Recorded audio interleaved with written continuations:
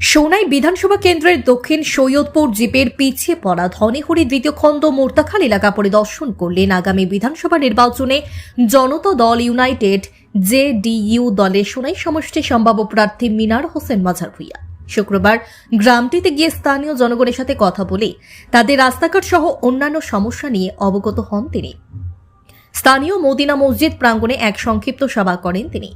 সভায় মসজিদ কমিটির সভাপতি মায়ের হোসেন লস্কর, সম্পাদক রবি হোসেন বড়ভূঁইয়া ও কমিটির সদস্য সহ স্থানীয় জনগণের সাথে আলোচনা করেন। স্থানীয় রাস্তা সমস্যা সহ বিভিন্ন সমস্যা তুলে ধরেন উপস্থিত জনগণ।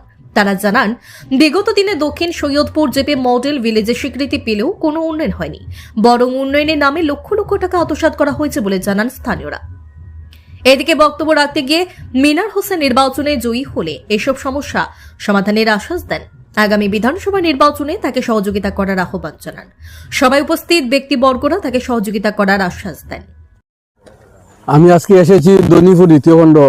এই এলাকার মানুষ আমাকে বারবার কয়েকদিন ধরে যোগাযোগ করে বলেছেন যে আমি এখানে এসে তাদের এই রাস্তাটাকে আমি পরিদর্শন করে দেখলাম। আমি আজকে এসে দেখলাম এই রাস্তা যে প্রায় 3 কিলোমিটার জায়গা, খুব দুরবস্থা। আপনারা ওটাকে নিজে দেখেন এবং ওটা ক্যামেরা করে দেখে রাখেন যে এই রাস্তার অবস্থাটা।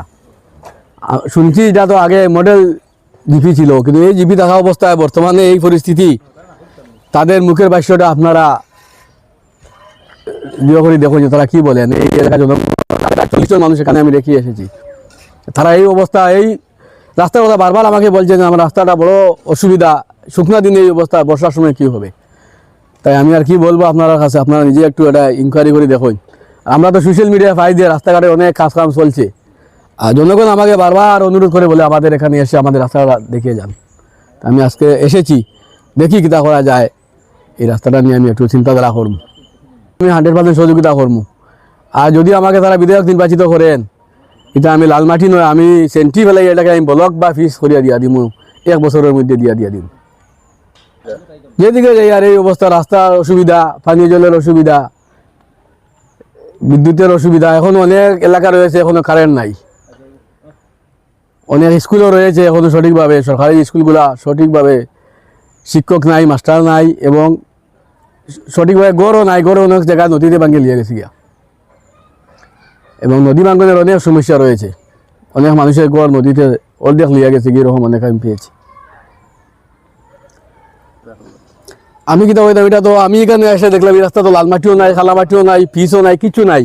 এই জনগণ আছেন, এই এলাকার ভোটার যারা আছেন, তাদের কাছ থেকে আপনারা কানেকশন করে দেখুন যে কতটুকু কাজ আছে বা না, আপনারা নিজে দেখুন। ওটা আপনারা ভিডিও করে দেখুন যে কিতা আছে অবস্থা। সম্ভাবনা তো আছে, এখানে তো আর অন্য কোনো দাবিদার নাই হিসাবে আমি আশাবাদী যে আমিও জেডিওর টিকিট পাওয়ার সম্ভাবনা আছে। আজকে 10 বছর হয়ে গেছে আমরা এই রাস্তার ভুক্তভোগী স্যার। কাজ খামা এটা তো সব মানুষে জানে, এখানে সাইনবোর্ড বইয়াও তারা পয়সাগুলা মারছে, কিন্তু আমরা পাবলিকে কেউ কিছু মারছে না। মাতার না পরে এখন বুট আইছে, তারা স্যার লালমাটি সালমাটি দিয়া ছিটাইয়া তারা আমরা কাছ থেকে বুটটা তারা লইতো স্যার। এখন আমরা নতুন একজন MLA আইছেন, আমরা তান্ডালে মানে একটু যোগাযোগ করি, আর আমরা রাস্তাটা একটু মানে তাই দেখার পরে কইছি স্যার আমরা গোটা রাস্তাটা একটু ঠিকঠাক করে দিই।